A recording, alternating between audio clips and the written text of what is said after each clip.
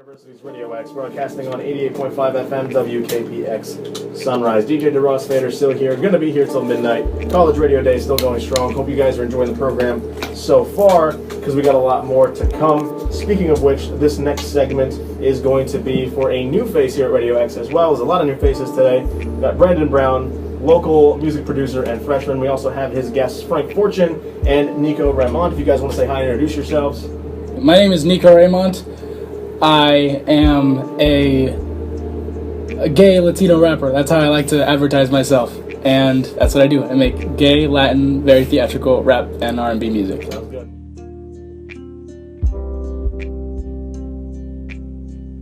Alright, I hope you all enjoyed that. Like I said, that was an original song called Deep in Your Love by myself. You're going to hear a lot of original stuff here tonight. And without further ado, I'm going to introduce our first guest here tonight. What up, though? So we've got Nico Raimont here. Would you like to introduce yourself? Yeah. So, if you didn't hear earlier, my name is Nico Raimont. I am a singer, rapper, producer, guitarist, drummer, pianist, music maker, entertainer, general nice person. So multi-talented. Multi-talented, sure.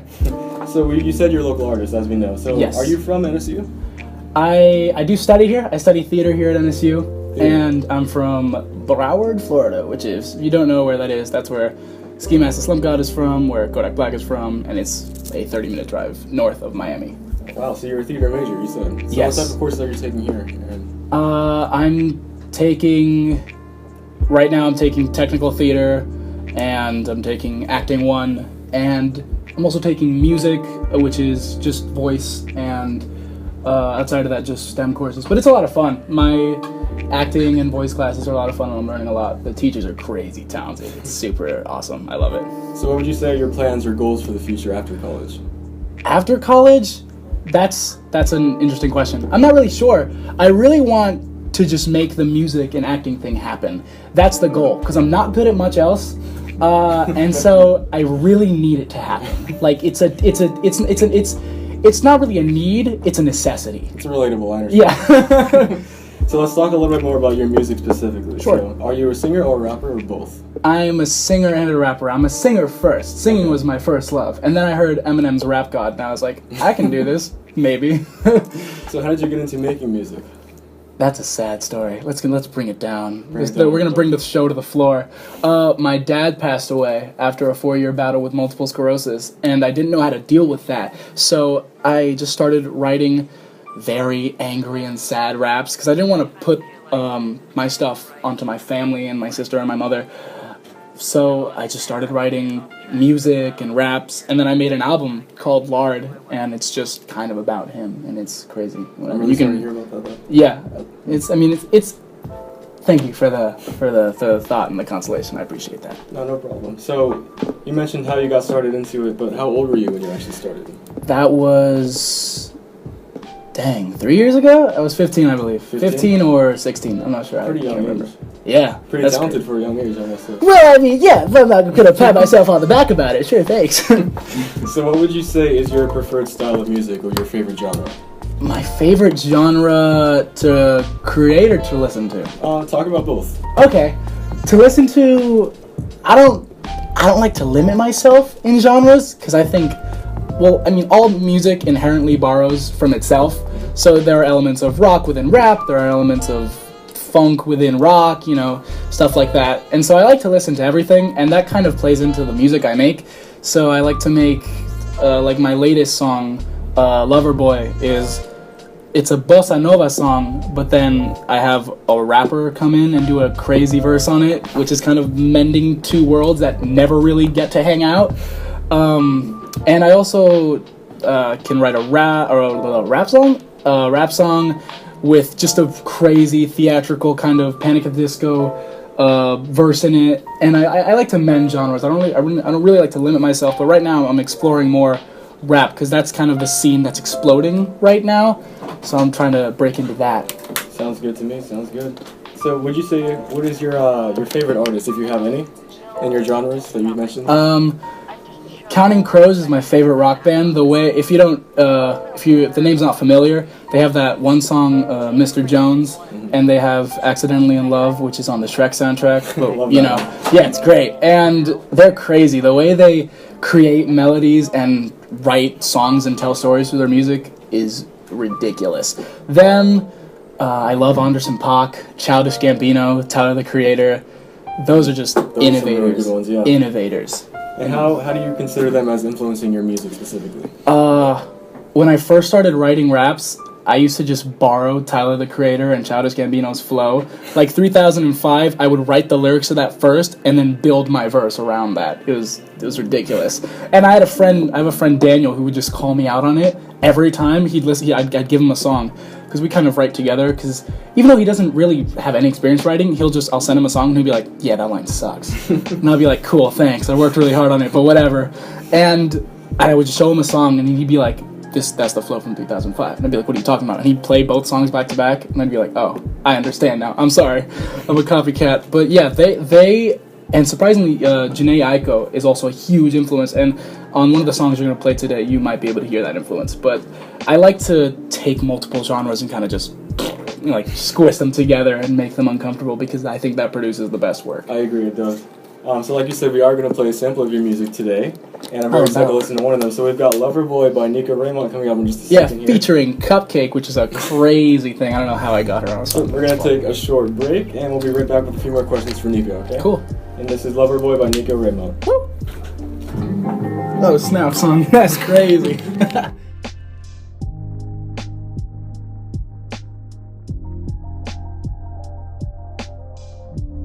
Alright, welcome back, guys. You just listened to Loverboy by Nico Raimont. Yep. And we're back here in the studio, and I have a few more questions for you while we're here. Awesome sauce. So, let's talk more about your music. So, do you consider yourself more as a producer, or just you stick in the singing, rapping type thing?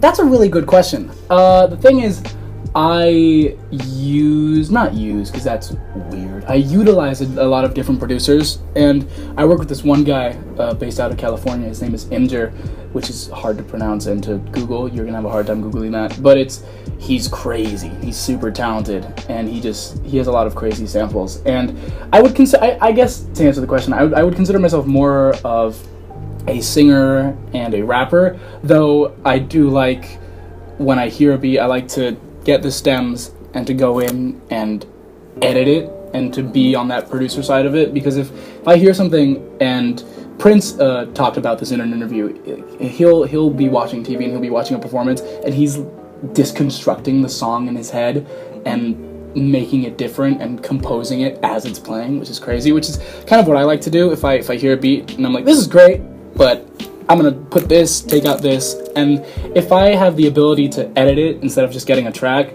then I feel a lot more comfortable. So I feel like I'm more comfortable in the singing and rapping realm, but I can kind of explore the producer realm. So have you ever created your own original beats, or you just rely on other producers for that? Yeah, Lard was a lot of my first album, Lard, that we were discussing earlier, was a lot of original production, and now I take stuff from producers, and sometimes I just take stems from producers. Like I'll be like, this drum part's really cool, let me put it to this guitar part and completely change what you just gave me.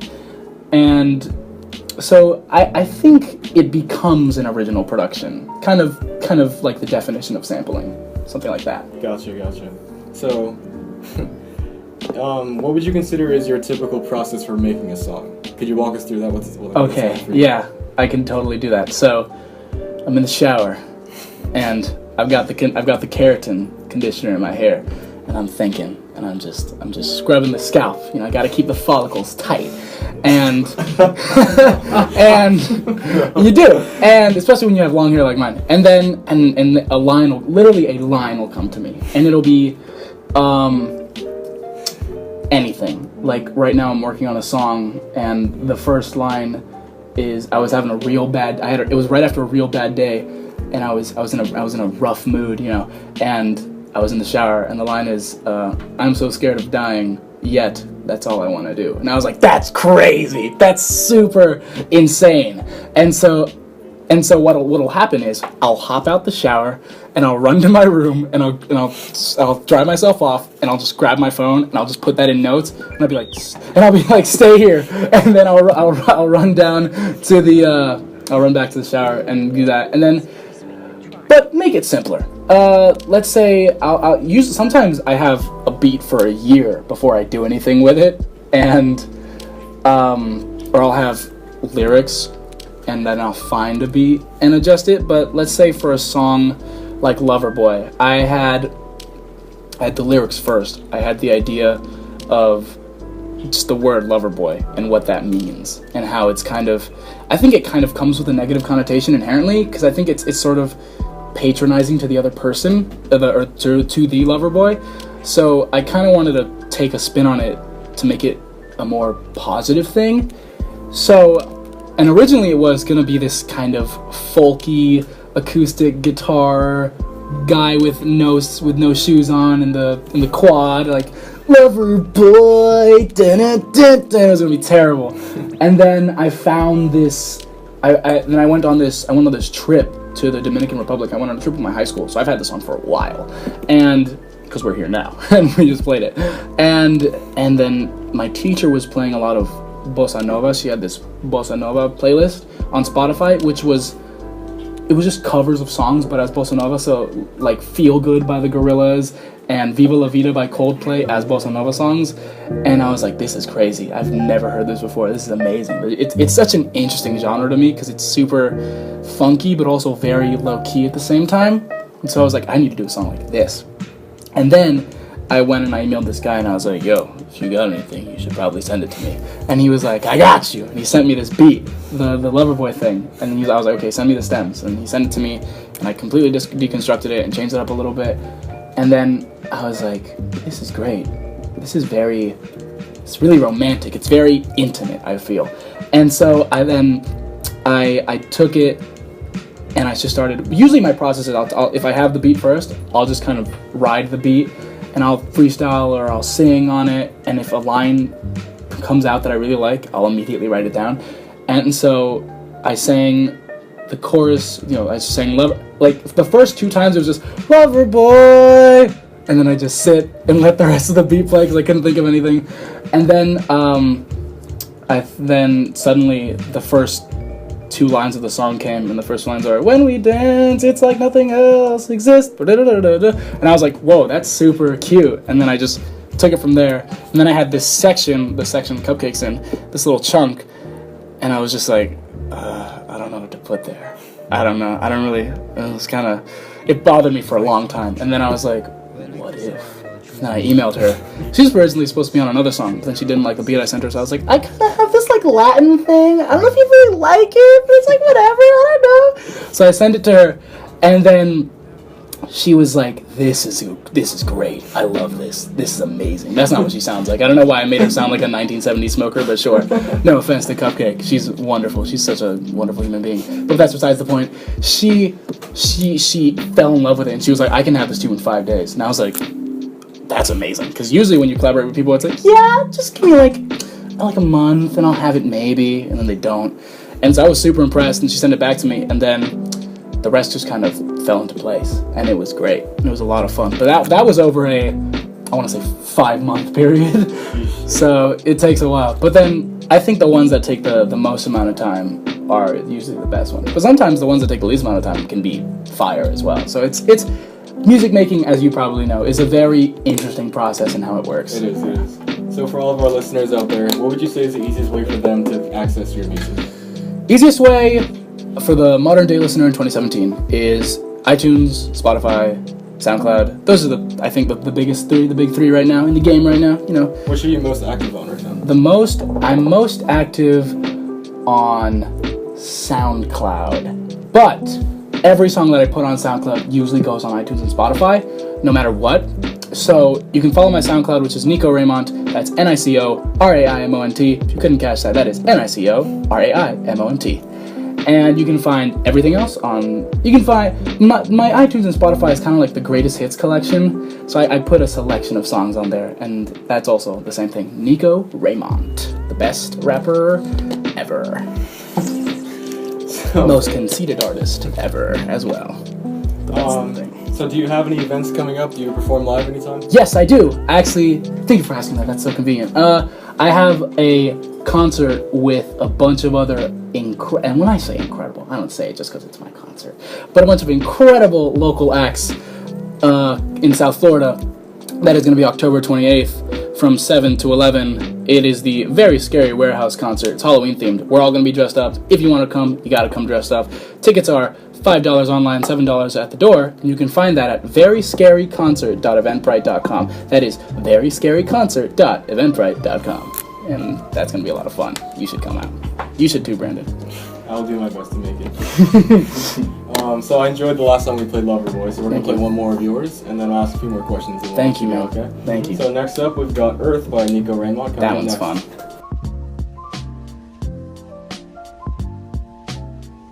Alright, so you guys just heard Earth by Nico Raimont. I kind of noticed that had a different kind of feel vibe to it. So yeah. What was the story behind that one, if you can tell us? That was a song where I remember writing it. I remember freaking out and running into my mother's room and being like, "Mom, I'm finally writing the music that I want to write." And she was like, "Great, finish your homework." And I was like, "Okay." And I ran back into my room. But I was listening to a lot of Jhené Aiko at the time. And to be more specific, I forget what the album name is, but it was like one of her first EPs. Childish Gambino has a song on it, so does Kendrick, so does Vince Staples. It's a great EP, I still listen to it. And I just love that ambient vibe. And also I was on kind of like I was on my protect the environment soapbox, because the song is very connect to the earth and you're gonna reveal the secrets of yourself, and which makes no sense, but that's kind of the soapbox I was on. And I mean, I still agree with that, we gotta go green, but let me get off of that soapbox. I keep saying that word. That's such a fun word to say. But yeah, that was the feel is different. That's what I like to do with my music. I like to make, which I guess kind of would not work for an album, because I like to keep the feel different for every song. But that's what I like to do. I like to not limit myself to one sound or one feel, because I think that allows me to grow and explore and expand more as an artist. Right, okay. Yeah. So do you have any final advice for any other artists out there, or to the guests listening? Any final thoughts? Advice? Sure, yeah. Be smart with who you talk to, but also talk to everyone, but don't talk to everyone. Learn the power in silence. Learn the power in silence. You don't want to be the first person to shake someone's hand in the room. You might want to be the last. Or sometimes you might not want to shake someone's hand. Or maybe you want to make that person come shake your hand. It's all about, it's a cat and mouse game in this industry, you know what I mean? And it's hard. It's hard to explain, and it's hard to understand. But you're going to go home tonight, Brandon, and our fellow listeners on the air, and you're going to be like, "Oh snap, that's crazy," because you're going to be in a situation where there's going to be a powerful figure in the room, and everyone's going to be attacking that person for the contact info, for the email, for the connection, and you're going to be the one guy sitting in the corner, and then he's going to go, "Wait a minute, why does this guy not want to talk to me? Because I know I'm important, and everyone else knows I'm important. I'm going to go talk to this guy and see what's up." And then it's the flip. You see what I'm saying? I see. And so, but also you want to be careful with who you do that with, because some people are just going to be like, "Screw you, man. You don't want to talk to me? Fine." And they're going to leave. But explore. Don't limit yourself to one thing, and just have fun. Because I think in this industry, if you have fun and if you're yourself, that's how you're going to make it. Especially looking at the hip-hop world and the world of rock right now, the people who are the most themselves, or at least the people who are marketed to seem like they're being the most themselves, are the ones who are really making a name for themselves in this industry right now. Right. That's me, Nico Raimont. Well, it was a pleasure having you here on the show, Nico. Pleasure to be here, Brandon. Thank you. We hope to hear from you in the future, and we'll probably stay in touch, okay? Probably stay in touch. Probably will stay in touch, Brandon. Brandon Brown, everybody! Woo! In case you didn't know who I was. Alright, anyways, we're going to take a short break once again. I'm going to play another one of my mixes in the meantime. Here we've got Feed Me by myself, and we'll be right back with some more questions Later. for the next guest, okay? Sick.